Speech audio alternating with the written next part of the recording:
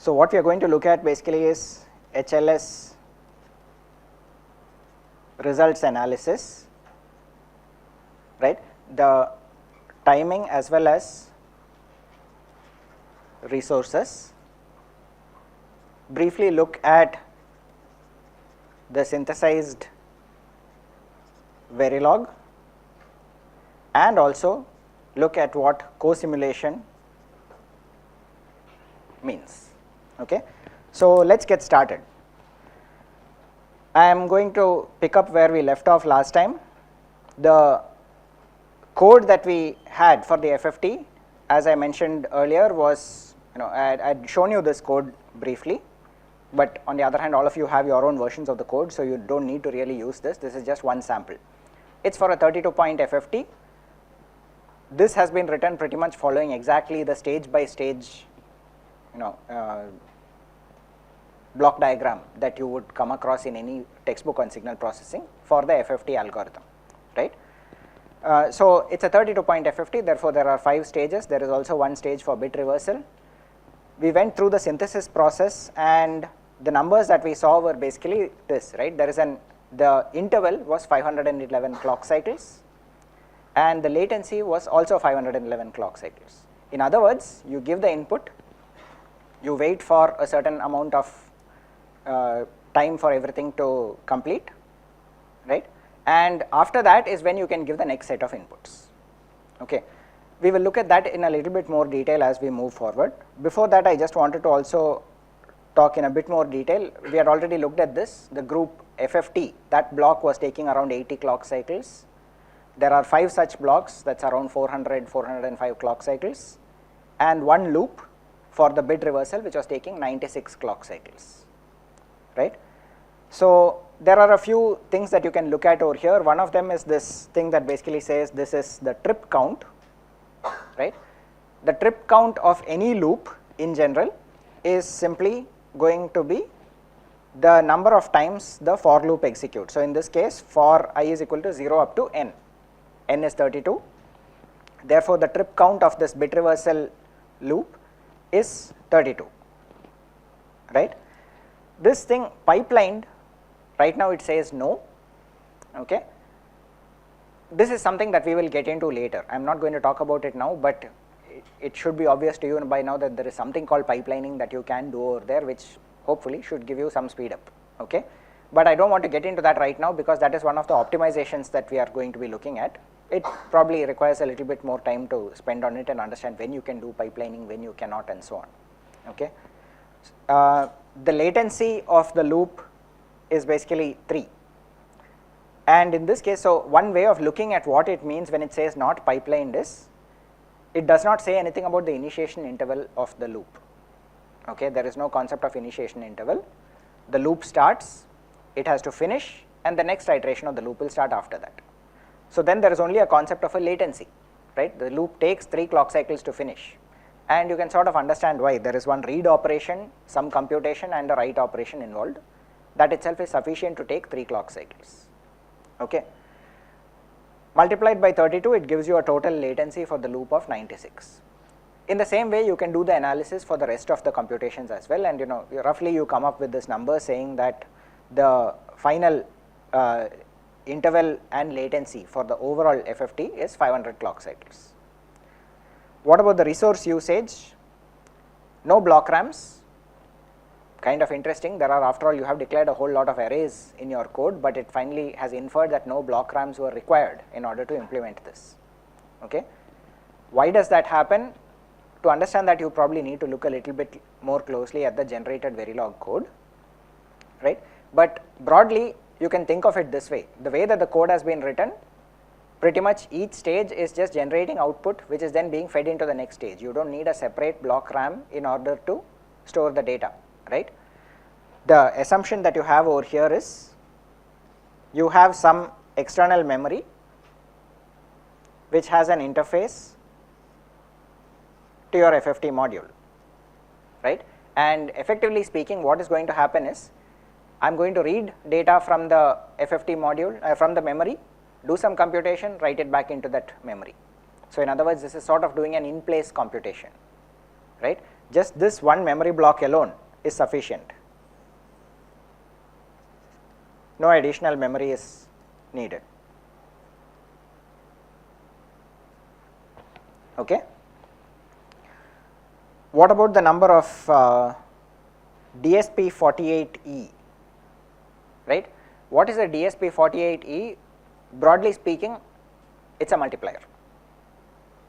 Okay. So in simplest possible terms, you can just think of it as a multiplier. So why 4 multipliers? We can actually go a bit further and sort of try and find out what are the expressions that you have over here, or yeah, the DSP48s. Interestingly, it says there are no DSP48s. That's because it's saying that at the top level, no DSP48s are being used, right? If you want to know where the DSP48 is actually being used, you have to go inside the FFT block. Once you go in there, it says this one is again using 4 DSP48s, and it tells you exactly where it's being used, right? So there is one I0 plus I1 I2, another I0 minus I1 I2, I0 into I1. There are like 4 expressions over here which you can probably connect back to the original code. Okay. The other thing that you need to keep in mind is these are complex multiplications we are talking about. So one multiply operation that we use in our C code will translate into more than one multiplication operation in hardware. Okay. I'll leave it to you to do the exact sort of correlation and find out whether this number 4 makes sense or not. Okay. So, but apart from that, of course, the rest of it looks good. Essentially what it's saying is 4 DSP slices were used. So if we assume that one complex multiplication involves 4 hardware multipliers, then we are okay. No block RAMs were used. Number of flip-flops and number of lookup tables, we really don't know whether, there's no simple way of saying whether this is a reasonable number or not. Okay. You probably could do some analysis, mostly based on the fact that you can now go into the different instances, find out that a single instance of the FFT0 block is using 490 lookup tables and 490 flip-flops and 799 lookup tables. But more importantly, you can also see over here that where 325 of the top level flip-flops are being used, right? Effectively what it's saying is that even though we are doing this kind of in-place computation where we keep writing data back into the main memory, there are some registers that are required to hold the computed values. Each of those is 32 flip-flops wide, and as a result the final thing that ends up taking 320 flip-flops. There is also 5 flip-flops required for that bit reversal addressing, right? So for a large part you can actually correlate every number that you have over here with what you have written in your C code, and I would strongly encourage you to do that in all cases, right? Don't get into the habit of click a button, just report the number that you get from there. You have to be able to explain why those numbers make sense, otherwise there is no point in using this tool for design. Okay, so all of this is fine. The interesting thing is it's finally telling you that it was able to synthesize the code, right? We already know that the C simulation can be run, right? The C simulation would essentially involve running this test bench, right? So what the C simulation, if you look at it, it would read in data from FFT file, data in cpp.txt, compute the FFT, take the result into an array called data underscore out, read the expected output from FFT file out, that is data out.txt, and then do a comparison between these two, right, to check whether they are within some tolerance limits, right? That's what the test bench is going to do. So if I run the test bench, what I will see is it will basically go through a process of compiling my test bench, compiling the C code. This is all C, there is no hardware at all involved anywhere in this, right? End result is CSIM done with 0 errors. That's the important part over here. Okay. How did it decide that 0 errors were there? Because after all, we did not print out any number of errors, right? We just sort of exited without printing anything. The assumption is that you are going to write your code in such a way that if there is an error, the number of errors is what you will be returning as the result of your test bench, right? So this return result, if you return any non-zero value, it will basically say that many errors were found. So it's up to you to see whether that makes sense or not. Okay. Once you have done all of that, you can do something called C/RTL co-simulation. Okay. So before we get into that, let's just quickly look at what the synthesis results look like, right. The synthesized output, which you can find on the left hand side corner over here, it has multiple things. One is of course the reports, which are pretty much just text format of whatever this is showing over here, right. It also generates outputs in different languages, System C, Verilog and VHDL. Okay. I am most familiar with Verilog, therefore I am going to look at the Verilog code. If you look at it, what it has done is it has taken your FFT function and generated a whole lot of Verilog files corresponding to that. Okay. If you look more closely at it, you will see that essentially there are some small files over here. For example, this is an FFT_mul, and if you look at the module itself, all that it's saying is it takes two inputs A and B. One is a 16-bit input, the other is a 10-bit input, and the output is going to be a 24-bit output. Okay. So it's assuming that those are signed inputs, 16-bit signed into 10-bit signed. Effectively, the range of numbers that you have is 15 and 9 bits, so therefore 24-bit result is what you are going to get. Okay. What does it do? It directly actually instantiates a multiplier. Okay. So a lot of this code is hard to really understand in detail, you do not want to make too much sense of it.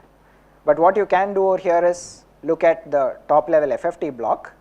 You can already see all the interface signals, the clock, reset, start, done, idle, ready, they are all present here.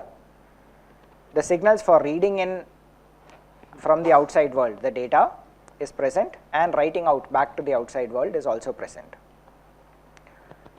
These parameters, as you can sort of guess, are used because there is some kind of a finite state machine being implemented inside this FFT module.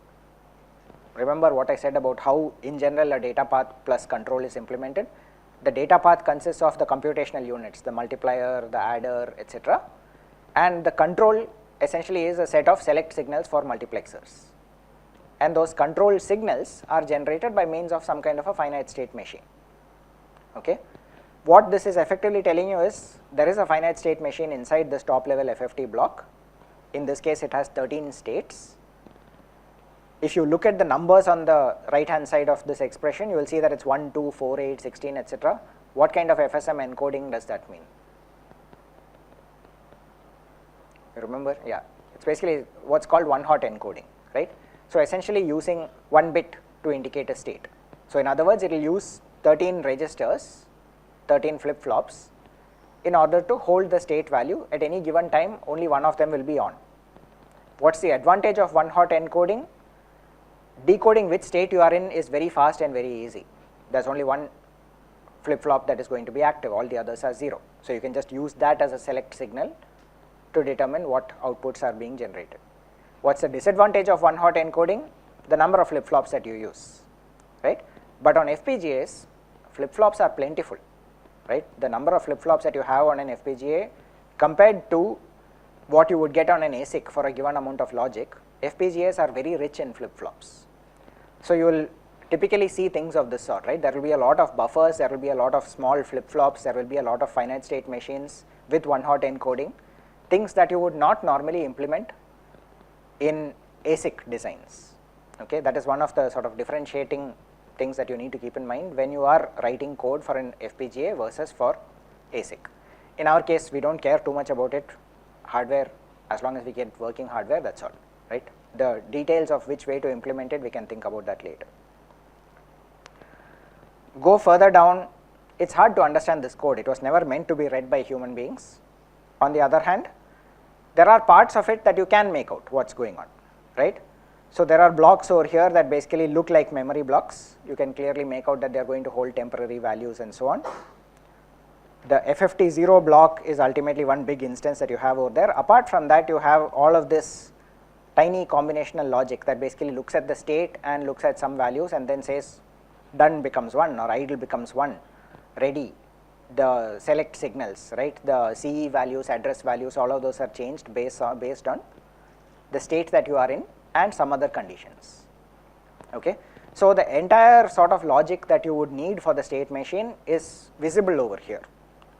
Not easy to understand, but in the worst case, if it comes down to it and you need to debug at this level, you can do it.